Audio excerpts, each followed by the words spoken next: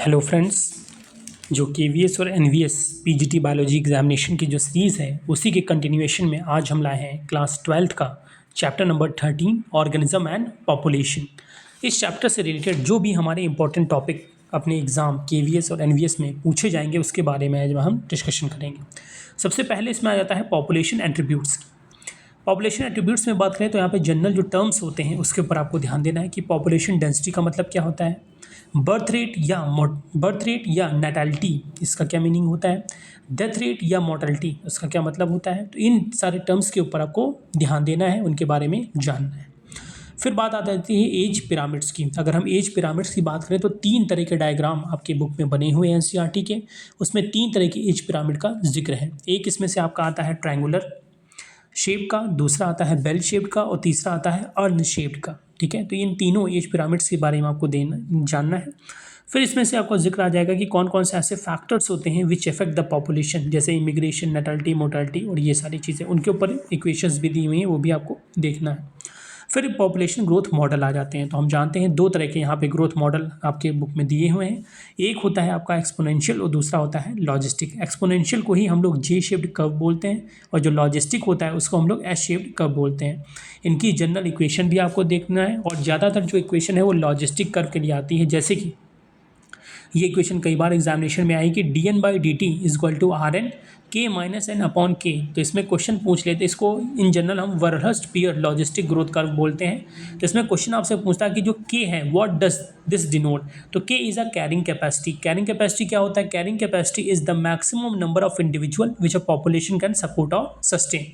तो इंडिविजुअल जो टर्म्स हैं उनके बारे में आपको जानना रहेगा। ऐसे ही जो एक्सपोनेंशियल ग्रोथ होता है उसके लिए भी इक्वेशन आपकी होती है dn/dt is equal to Rn करके आ जाता है। ठीक है, तो R का जो मतलब होता है intrinsic rate of natural increase होती है। अगर इसकी वैल्यू नेचुरल इंक्रीज, ठीक है, तो आर वैल्यू अलग अलग लोगों के लिए अलग अलग रहता है। फॉर एग्जांपल नॉर्वे रैट की जो एनसीईआरटी में आपका डेटा दिया है 0.015 है, और ऐसे ही अगर फ्लोर बीटल की हम बात करें तो 0.12 होता है। ठीक है, तो ये दोनों ग्रोथ कर्व हैं, ये आपको देखना पड़ेगा, क्वेश्चन इससे अराइज हो सकता है। फिर तीसरा इसमें जो इंपॉर्टेंट टॉपिक आपका होता है वो डिफरेंट टाइप के पॉपुलेशन इंटरेक्शंस। उसमें से अगर हम बात करें तो म्यूचुअलिज्म के ऊपर बहुत बार क्वेश्चन आया है। जैसे हम जानते हैं जो लाइकेन के साथ सिम्बायोटिक एसोसिएशन होता है, ठीक है, उसके ऊपर लाइकेन्स, माइक्रोराइजा, ये 2 आगे। कंपटीशन के ऊपर आए, कंपटीशन में हमेशा इंडिविजुअल का देखें तो लॉस होता है। पैरासिटिज्म पे आ जाता है। ये जितने भी टाइप के इंटरेक्शन है इसमें आपका क्या करेगा, pick the odd one out आ जाएगा, मैच द फॉलोइंग करा लेगा। तो इसमें एग्जाम्पल आप सब में ध्यान देना। जैसे पैरासिटिज्म में क्या होता है, कसकटा का बहुत ज़्यादा एग्जाम्पल आ जाता है। ठीक है, ऐसे ही जो प्रोटो कोऑपरेशन होता है, कमेंसलिज्म होता है, इन सब में भी आपको एग्जाम्पल हमेशा ध्यान देना है। और इसमें क्या है, हमने सिंबल यूज़ किया है पॉजिटिव निगेटिव का। जैसे अगर म्यूचुअलिज्म की बात करें तो दोनों पॉजिटिव होते हैं, दोनों इंडिविजुअल का बेनिफिट होता है। कंपटीशन में दोनों का लॉस होता है तो माइनस यूज़ करते हैं। प्रेडेशन में क्या होता है, एक जो प्रेडेटर होता है उसका तो फ़ायदा होता है तो उसमें पॉजिटिव, लेकिन जो प्रे बेचारा होता है उसका लॉस होता है तो वो माइनस। ऐसे ही पैरासिटिज्म में क्या होता है, एक जो पैरासाइट है उसका तो बेनिफिट है तो पॉजिटिव, लेकिन जो होस्ट होता है उसका लॉस है तो निगेटिव। ऐसे ही कमेंसलिज्म जो टाइप ऑफ इंटरेक्शन है वो क्या है, पॉजिटिव और जीरो। डैट मीन्स एक का तो बेनिफिट है बट अदर वन का नीदर बेनिफिट नॉन लॉस। ऐसे ही अमेंसलिज्म के ऊपर क्वेश्चन आया है, ये लास्ट टाइम भी केवीएस के एग्जामिनेशन में था अमेंसलिज्म। ठीक है, तो अमेंसलिज्म में क्या होता है, एक का तो ना तो बेनिफिट ना तो लॉस, तो जीरो आपका रहेगा, लेकिन जो दूसरे का है उसका लॉस होता है। अमेंसलिज्म में क्या होता है, कुछ ऐसे ऑर्गेनिजम्स होते हैं जो सर्टेन केमिकल को रिलीज करते हैं विच ईदर किल या सस्पेंड या inhibit the growth of other microbes. ठीक है, ये ऑर्गेनिज्म। तो ये अमेंसलिज्म का फिनोमेना जो है कई बार आया।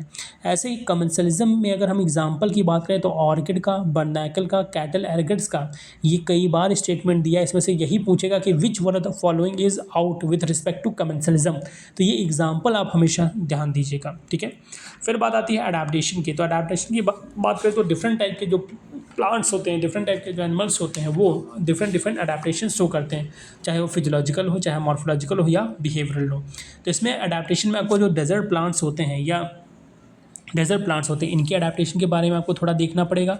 ऐसे ही जो एनिमल अडेप्टेशन है उसके बारे में थोड़ा आपको देखना पड़ेगा। जैसे यहाँ लिजर्ड का एग्जांपल देता है कि it bask in sun and to absorb the light. ठीक है, ऐसे ही जो अगर सील होती है उसके थिन फैट लेयर होती है जिसको हम ब्लबर बोलते हैं। ठीक है, ऐसे ही एलन रूल्स आपका इसमें दिया हुआ है। ठीक है, जो मैमल्स होते हैं, एलन रूल ये सिग्निफाई या ये डिफाइन करता है कि जो मैमल्स होते हैं कोल्ड क्लाइमेट के have shorter ears and limbs to minimise the heat loss. क्यों? अगर बड़े कान और बड़ा शरीर होगा तो ज़्यादा हीट लॉस वहाँ पे होगा। ठीक है, ऐसे ही कुछ जनरल टर्म्स आते हैं जैसे कन्फॉर्मर्स और रेगुलेटर्स। ठीक है, रेगुलेटर जो होंगे दे आर एबल और capable of maintaining the normal body temperature, लेकिन जो कन्फॉर्मर होंगे वो अपने बॉडी का टेम्परेचर नॉर्मल मेंटेन नहीं कर पाते, इन्वायरमेंट के रिस्पेक्ट में वो हमेशा चेंज हो जाते हैं।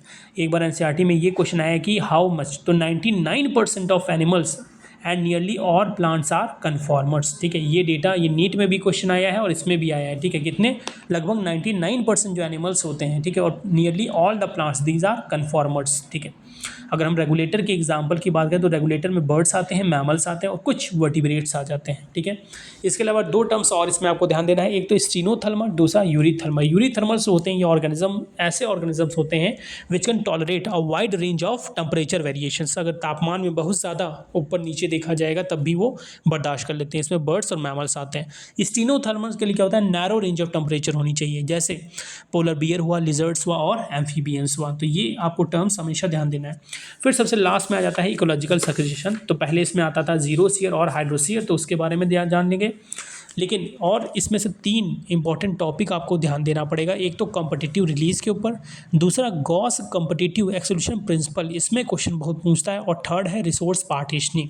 तो जब भी क्वेश्चन ट्विस्ट करना चाहेगा या डिफिकल्ट लेवल का क्वेश्चन बनाएगा तो इस वाले पोर्शन से आपसे ज़रूर पूछेगा, क्योंकि बच्चे ये वाला जो टॉपिक है गॉस कॉम्पिटिटिव एक्सोल्यूशन प्रिंसिपल हुआ, रिसोर्स पार्टीशनिंग हुआ या कॉम्पिटिटिव रिलीज हुआ, इसको अवॉइड करते हैं। ऊपर के तो सारे बच्चे पढ़ लेते हैं, चाहे वो इंटरैक्शन हो, चाहे पॉपुलेशन एट्रीब्यूट्स हो, चाहे वो एज पिरामिड हो, सारे लोग देख लेते हैं।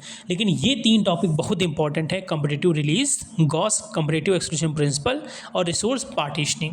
अब जैसे हम बात करें गॉस कॉम्पिटिटिव एक्सक्लूशन प्रिंसिपल की, क्या स्टेट करता है? ये बताता है कि अगर दो क्लोजली रिलेटेड स्पीशीज़ हैं and they are competing for the same resource, then inferior one will be get eliminated. इसमें से अगर कह रहा है कि दो स्पीशीज़ हैं और उनको एक ही रिसोर्स चाहिए, तो जो सबसे कमज़ोर स्पीशीज़ होगी वो क्या होगी? एलिमिनेट हो जाएगी। ठीक है, तो इसमें आपने एग्जाम्पल भी पढ़ा था कि जो इसका एग्जाम्पल आपके बुक में दिया हुआ है, तो वो आपको देखना पड़ेगा। फिर इकोलॉजिकल सक्सेशन वाले से बहुत ज़्यादा नहीं, पायनियर कम्युनिटी क्या होती है, क्लाइमेक्स कम्युनिटी क्या होती है, जीरोस्फीयर क्या होते हैं, हाइड्रोस्फीयर होते हैं, बस इतने जनरल इसमें क्वेश्चन बन सकते हैं। तो ये टॉपिक्स अगर देखें तो पॉपुलेशन एट्रीब्यूट्स हुआ, पॉपुलेशन ग्रोथ मॉडल हुआ, पॉपुलेशन इंटरेक्शंस हुआ, अडेप्टेशन हुआ और इकोलॉजिकल सक्सेशन हुआ। अगर इतने टॉपिक को हम रिवाइज कर लेंगे तो मोस्ट ऑफ द क्वेश्चन जो होंगे वो हमारे कवर हो जाएंगे। इससे क्वेश्चन हर हाल में आना ही आना है। ठीक है, आते ही आते हैं। और ये जो मेन एग्जामिनेशन होगा Tier 2 वाला, उसमें क्वेश्चन आपका पक्का पूछेगा। इवन इंटरव्यू में भी जो डिफरेंट टाइप के इंटरेक्शंस होते हैं उनको एक्सप्लेन करने के लिए बोल देता है, उनके एग्जाम्पल के बारे में पूछ देता है। तो बड़ा इंपॉर्टेंट चैप्टर है अगर एग्जामिनेशन पॉइंट ऑफ व्यू से देखें, चाहे वो KVS हो, चाहे वो NVS हो, चाहे हमारे UP के एग्जामिनेशंस हो। हर एक एग्जाम में ये क्वेश्चन आपके इससे रिलेटेड ज़रूर पूछे जाते हैं। तो आई होप आप लोग ये वाले टॉपिक तैयार कर लेंगे और आपको इससे ज़रूर बेनिफिट मिलेगा। Thank you so much.